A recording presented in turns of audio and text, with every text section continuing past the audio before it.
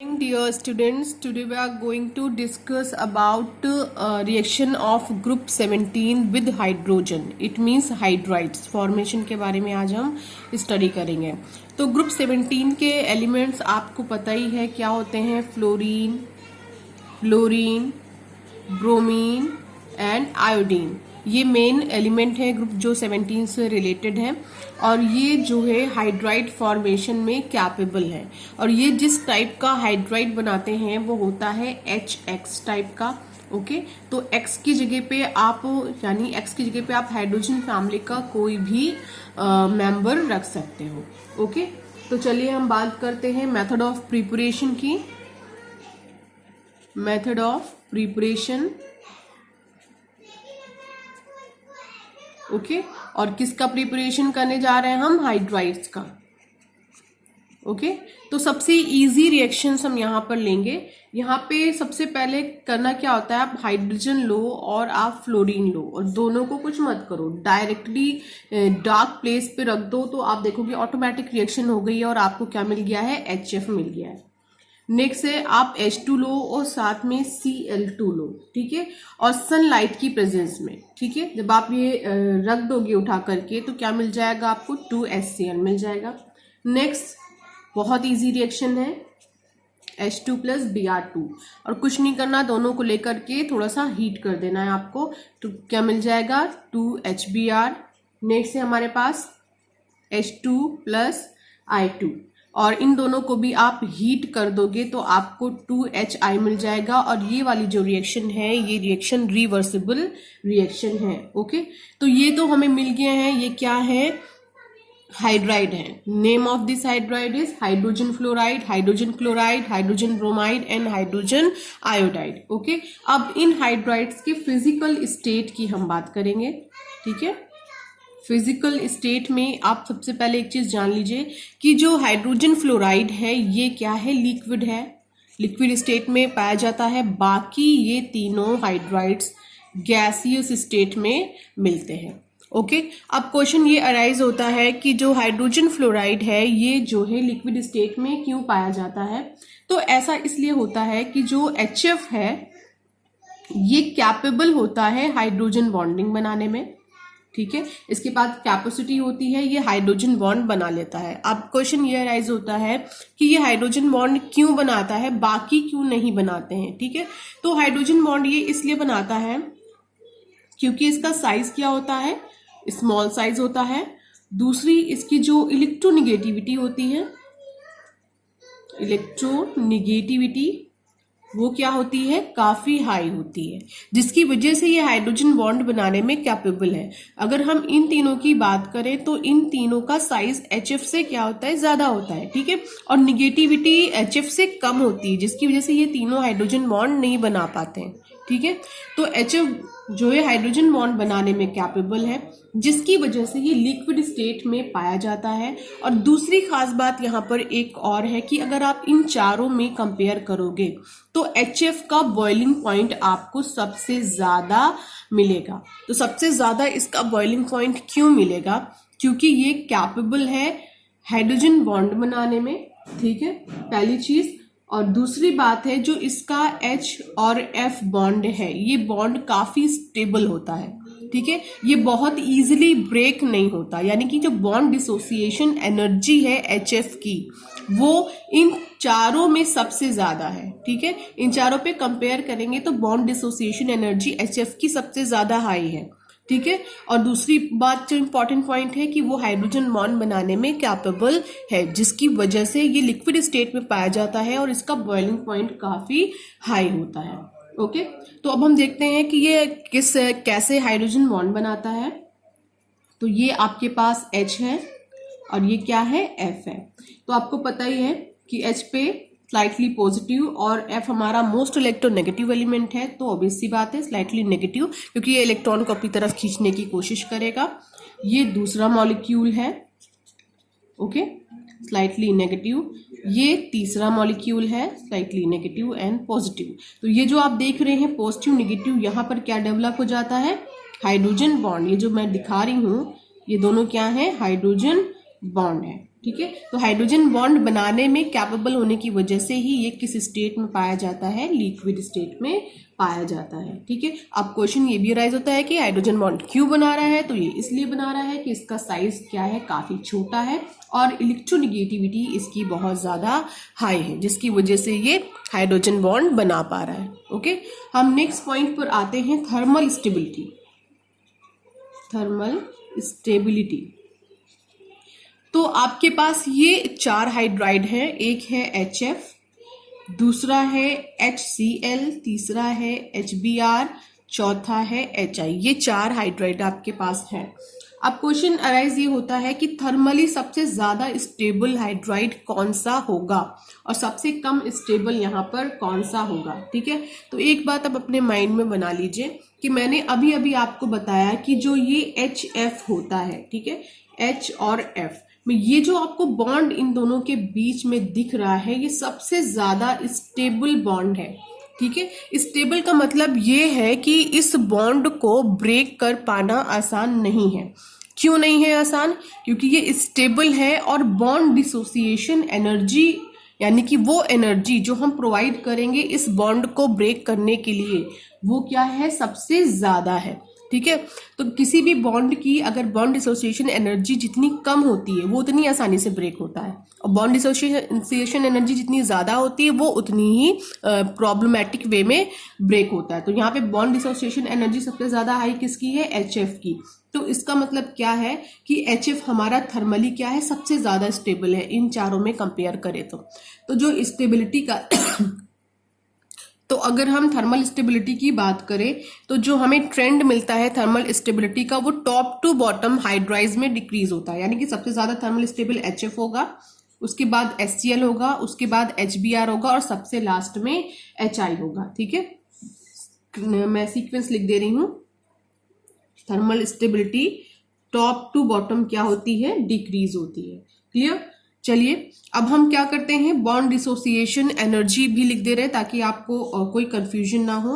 लिख दे रही हूं मैं चारों की। तो 574 होती है बॉन्ड डिसोसिएशन एनर्जी kJ पर मोल में। ठीक है, और HCl की होती है 432, HBr की होती है 363 एंड HI की होती 295। तो बॉन्ड डिसोसिएशन एनर्जी सबसे ज्यादा हाई किसकी है, HF की। इसका मतलब सबसे ज्यादा एनर्जी हमें इसके बॉन्ड को ही ब्रेक करने के लिए देनी पड़ेगी। इट मीन्स ये आसानी से ब्रेक नहीं होगा। आसानी से ब्रेक नहीं होगा तो इट मीन्स ये थर्मली क्या है, स्टेबल है। ओके, अब हम बात करेंगे रिड्यूसिंग कैरेक्टर की। Okay, reducing character. ओके, तो रिड्यूसिंग कैरेक्टर में हमारे पास वही 4 हाइड्राइड हैं, HF है, HCl है, उसके बाद HBr है, देन HI है। ये 4 हाइड्राइड है जिसको हम स्टडी कर रहे हैं।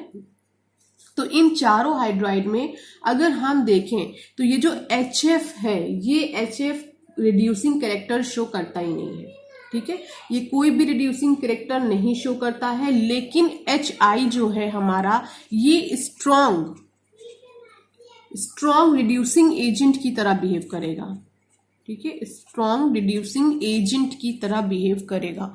ठीक है, तो अब क्वेश्चन अराइज होता है ऐसा क्यों, HF कोई रिड्यूसिंग कैरेक्टर शो नहीं करता है लेकिन HI स्ट्रॉन्ग रिड्यूसिंग एजेंट की तरह बिहेव करता है। तो इससे हमें ये समझ में आ रहा है कि आप जब टॉप टू बॉटम जा रहे हो, यानी HF, HCl, HBr, HI में टॉप टू बॉटम आप जा रहे हो, तो जो आपका रिड्यूसिंग कैरेक्टर है वो क्या हो रहा है, इंक्रीज हो रहा है। ठीक है,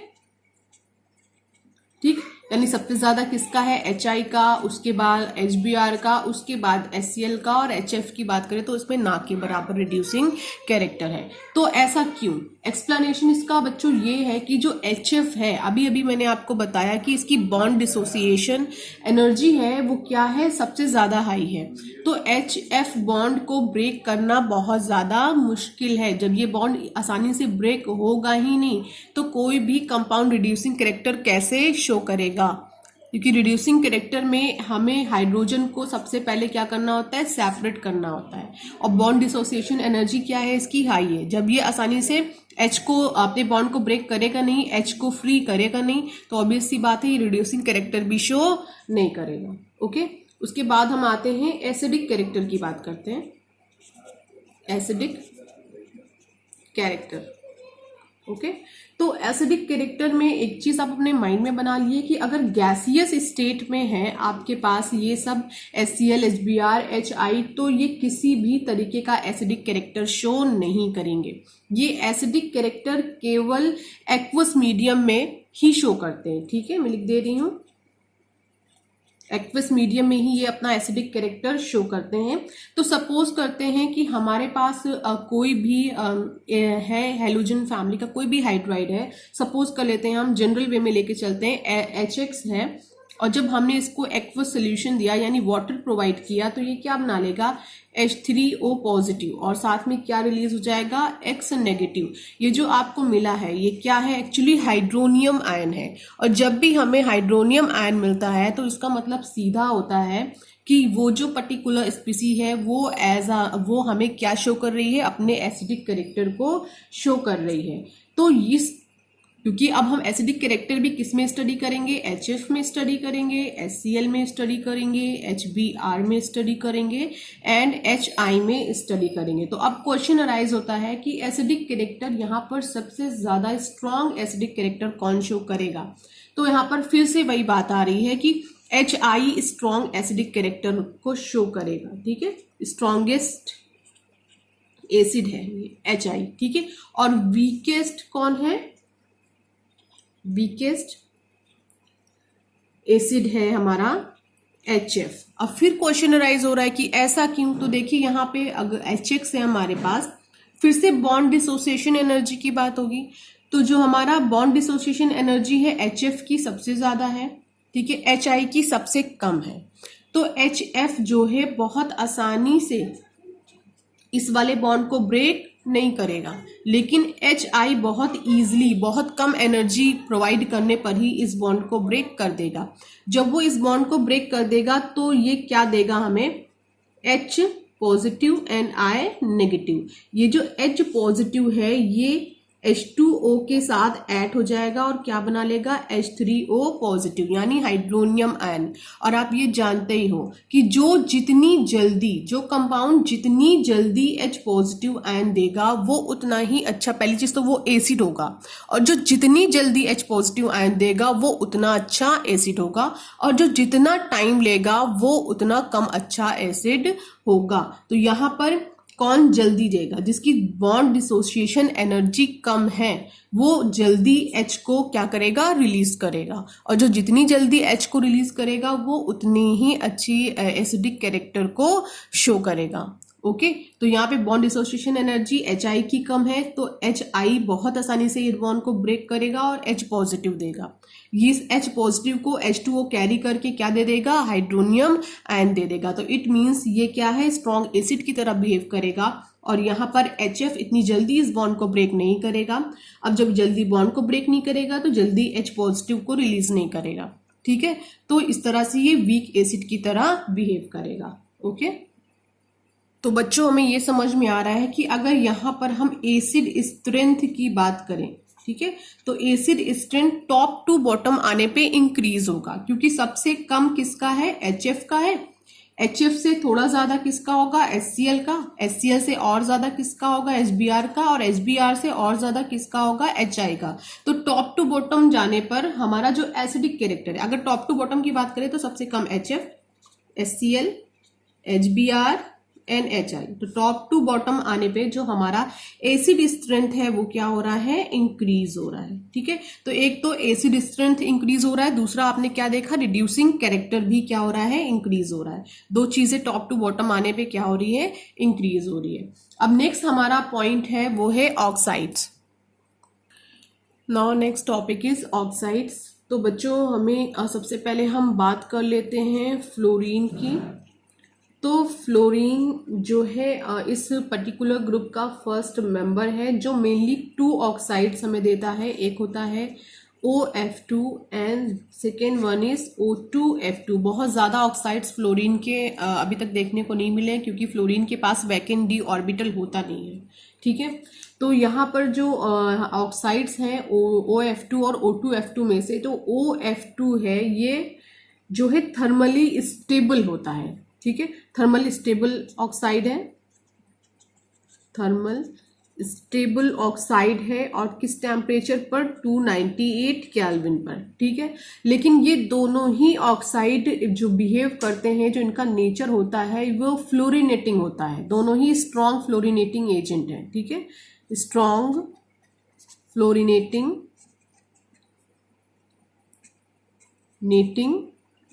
एजेंट की तरह बिहेव करते हैं। ओके, तो यहाँ पर आप देख रहे हैं OF2 और O2F2 में, दोनों में अगर आप कंपेयर करोगे तो फ्लोरीन का जो आप देखोगे इलेक्ट्रोनेगेटिव कैरेक्टर वो एज कंपेयर टू ऑक्सीजन क्या होता है, ज़्यादा होता है, ठीक है। यहाँ पर दोनों में सेम केस लगा हुआ है। तो अगर आप इनके नेमिंग की बात करोगे तो इनका नेमिंग जो हम करते हैं वो किस फॉर्मेट पे करते हैं, ऑक्सीजन फ्लोराइड के फॉर्मेट पे करते हैं। ओके, ऐसा क्यों होता है, क्योंकि आप ये देख रहे हो फ्लोरीन क्या है, मोस्ट इलेक्ट्रोनेगेटिव है एज कंपेयर टू ऑक्सीजन। लेकिन बाकी जब आप यहाँ पर ऑक्साइड देखोगे तो बाकी ऑक्साइड में आप देखोगे फ्लोरीन क्या है, काफी ज्यादा, या आप ऑक्सीजन सपोज करो आप Cl2O7 ही ले लो, ठीक है। तो यहाँ पे ऑक्सीजन का जो इलेक्ट्रोनेगेटिव कैरेक्टर है वो ज्यादा होगा एज कंपेयर टू Cl2, ठीक है। तो यहाँ पे जो हम नेमिंग करेंगे वो दूसरी तरह से करेंगे, ठीक है। लेकिन इसके केस में ऐसा नहीं है, इसके केस में ऑक्सीजन का कम है, फ्लोरीन का ज्यादा है। ये एक लौता ऐसा एलिमेंट है या इकलौते ऐसे ऑक्साइड्स हैं। क्लियर। अब हम आते हैं यहाँ पे क्लोरीन की बात करते हैं।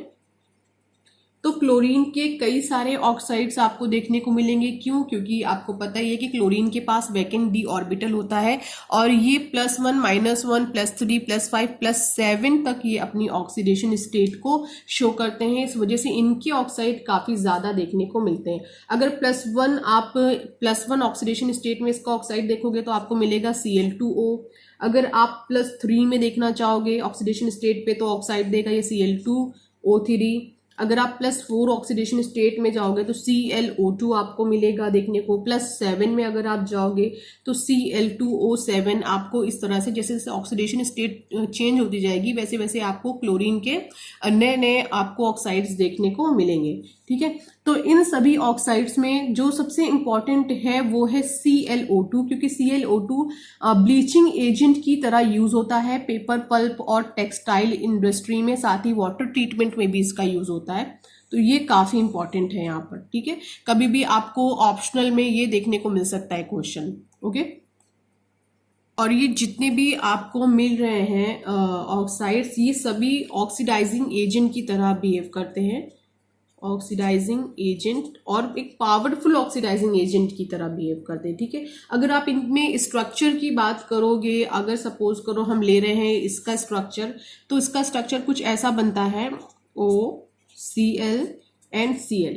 तो ये जो बॉन्ड एंगल आपको मिल रहा है 112 डिग्री ऑफ बॉन्ड एंगल होता है, और O और Cl के बीच में बॉन्ड लेंथ होती है 170 pm, ओके। लेकिन अगर आप देखोगे, इसको ले लेते हैं, सेंटर पर Cl होगा और साइड साइड में ऑक्सीजन लगा हुआ होगा, तो यहाँ पर जो बॉन्ड एंगल होगा वो 118 डिग्री होगा, और यहाँ जो बॉन्ड लेंथ Cl और O के बीच में होगा वो होगा 147 pm, ठीक है। इसके अलावा इसका भी स्ट्रक्चर हम देख लेते हैं। ये क्या हमारा ऑक्सीजन है, ये क्या लगा हुआ है Cl, और यहाँ पर भी देखिए Cl लगा हुआ है, और इन दोनों Cl के साथ 3 ऑक्सीजन लगे हुए हैं, ठीक है। तो इसका मतलब क्या है, Cl मल्टीपल बॉन्ड बना सकता है ऑक्सीजन, ठीक है। तो यहाँ पर आप बॉन्ड एंगल देखोगे तो ये बॉन्ड एंगल 119 डिग्री का है, और यहाँ पर से ऑक्सीजन और Cl के बीच का जो बॉन्ड लेंथ है ये कितना है, 171 pm है। और यहाँ पर जो आप देख रहे हो ये वाला Cl और ये वाला ऑक्सीजन, इसकी बॉन्ड लेंथ है 141 pm, और अगर आप सेंटर वाला देखोगे यानी Cl से O का, तो यहाँ पर बॉन्ड लेंथ 115 डिग्री आपको देखने को मिलेगा। तो ये स्ट्रक्चर किसका है, Cl2O7 का है। तो इस तरह जितने भी ऑक्साइड है वो डिफरेंट स्ट्रक्चर को शो करते हैं, ओके। अब हम बात कर लेते हैं ब्रोमीन की। तो ब्रोमीन के हमें कई सारे ऑक्साइड मिलते हैं, लाइक Br2O, BrO2, BrO3, ऐसे हमें ब्रोमीन के कई सारे ऑक्साइड मिलते हैं, लेकिन ये सारे के सारे ऑक्साइड जितने भी हैं ये बहुत ज़्यादा स्टेबल नहीं है, ये केवल लो टेम्परेचर पर ही एग्जिस्ट करते हैं। ओके, लो टेम्परेचर पर एग्जिस्ट करते हैं, लेकिन अगर आप इनकी बात करो तो ये सब के सब पावरफुल ऑक्सीडाइजिंग एजेंट हैं, बहुत अच्छे ऑक्सीडाइजिंग एजेंट है। ठीक है, अब हम बात करते हैं आयोडीन की। तो आयोडीन में भी कई सारे हमें मिलते हैं ऑक्साइड्स, I2O4, I2O7, I2O5, ऐसे करके कई सारे हमें मिलते हैं। ये सभी कैसे होते हैं? इनसॉल्युबल सॉलिड हैं। ये सभी किस फॉर्म में प्रेजेंट है? सॉलिड फॉर्म में प्रेजेंट है। और कैसी सॉल्युबिलिटी है इनकी? ये क्या है? इनसॉल्युबल है। जिसमें से अगर आप I2O5 को लो, ये वाला जो है I2O5, ये सबसे अच्छा ऑक्सीडाइजिंग एजेंट है। ठीक है, वेरी पावरफुल ऑक्सीडाइजिंग एजेंट। और इसका जो यूज है हम मेनली किसमें करते हैं? एस्टिमेशन में यूज करते हैं। ठीक है, और किसके एस्टिमेशन में मेनली हम इसको यूज करते हैं? एस्टिमेशन ऑफ कार्बन मोनोऑक्साइड में। इसलिए ये वाला जो ऑक्साइड है ये काफी इंपॉर्टेंट हो जाता है। ओके, और ये क्वेश्चन भी अराइज हो सकता है। ओके,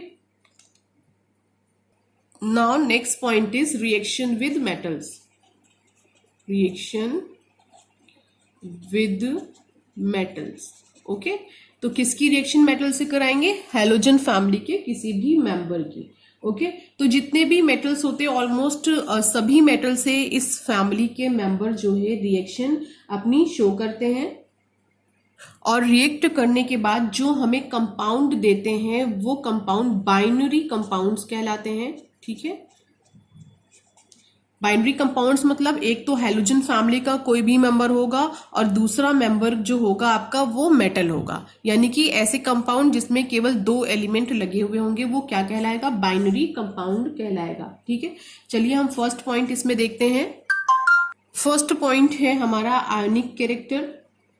आयनिक कैरेक्टर। ओके, तो अगर हम आयनिक कैरेक्टर की बात करें तो अगर MF, पहली बात तो हम ये डिसाइड कर लेते हैं कि ये किस टाइप के बनाते हैं मेटल हाइलाइट। तो MF टाइप के ये मेटल, MX टाइप के ये मेटल हाइलाइट बनाते हैं। X के प्लेस पे आप हैलोजन फैमिली का कोई भी मेंबर रख सकते हो।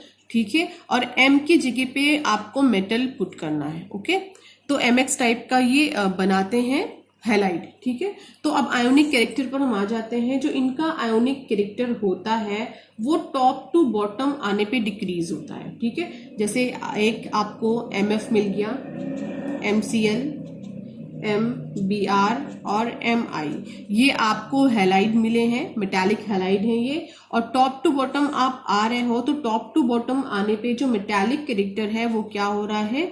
डिक्रीज होता जा रहा है। ठीक है, डिक्रीज होता जा रहा है। इट मीन्स जो MF है, ठीक है, MF जो है सबसे ज्यादा मोस्ट आयनिक है।